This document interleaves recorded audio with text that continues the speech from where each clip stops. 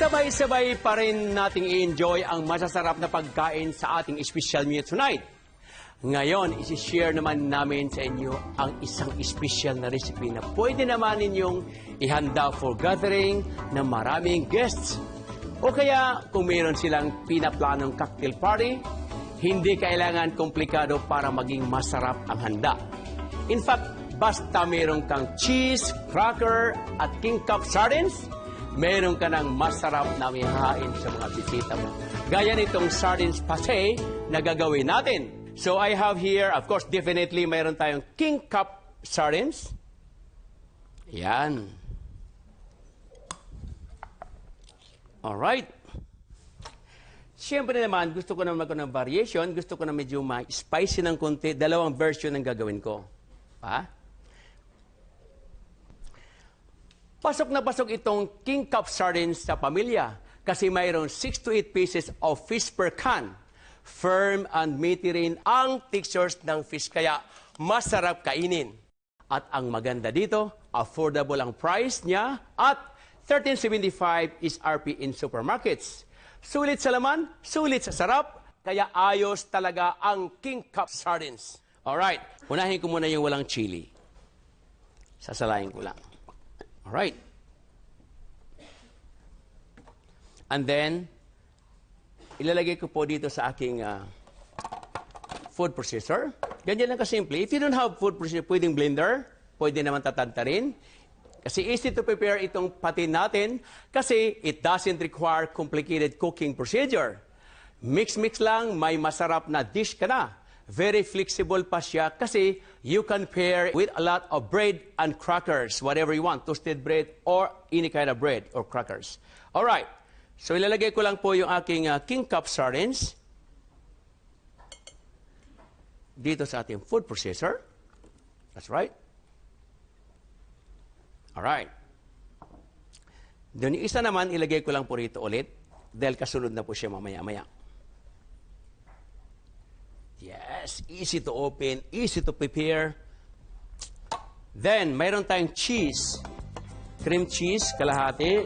Ilagay natin dyan. And then, I have my shallots. Of course, a little bit of lemon. Aside from serving this to your party, pwede mo rin siya i-prepare as giveaway to your guests.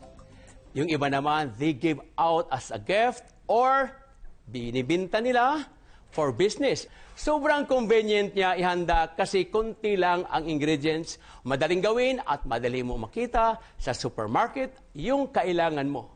Especially itong king cup sardines. Kailangan may kunting lemon or calamansi. Kung wala ka naman, kunting calamansi juice lang. Then, mayroon tayong chives. Nalagyan po natin ng kunting olive oil, chili flakes, kung gusto nyo lang. If you don't like, you remove it. And then, the cream. Kunting salt. Kunting paminta. Okay. Ganyan lang. And open it. Simple as that.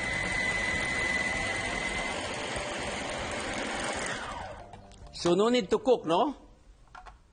Ganito lang gagawin mo.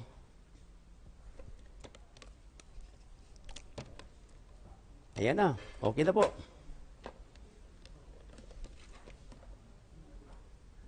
Ilagay ko lang dyan. Then, I have my bowl. So, ilagay lang natin dyan lahat. Ang sarap na. You have like a first-class pate. Nakakatakam siya. Alam mo nyo, mga misis, yung ating mga viewers, hindi mo na kailangan maghihirap mag-isip para bumili ng palaman. Ito na po. Then, of course, yung pangalawa ang gagawin natin ito, yung ating tomato sauce with a chili flavor. Ito po. There you go. Then the same procedures, squeeze the lemon.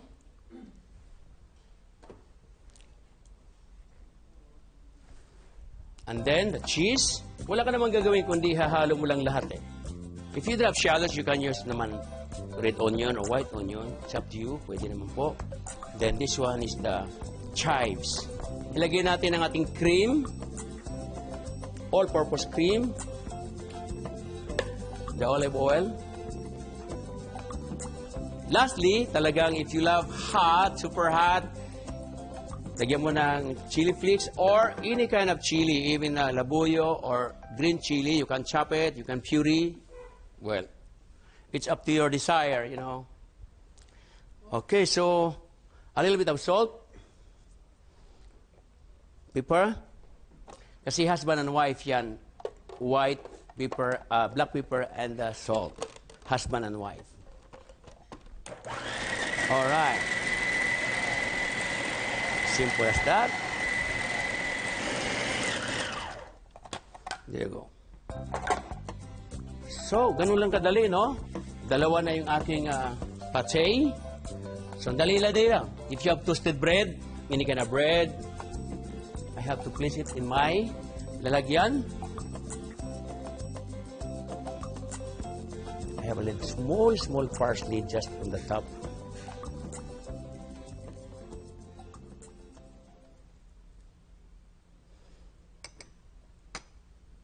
Okay, ready na para sa lahat. Tikman na natin itong sardines pate natin with King Cup sardines. Tikiman time na! Alright, it's time to eat na. Titikman ko na ito dahil excited ako kanina pa talaga. So I have my crackers. I-spread lang natin ng ganyan, no?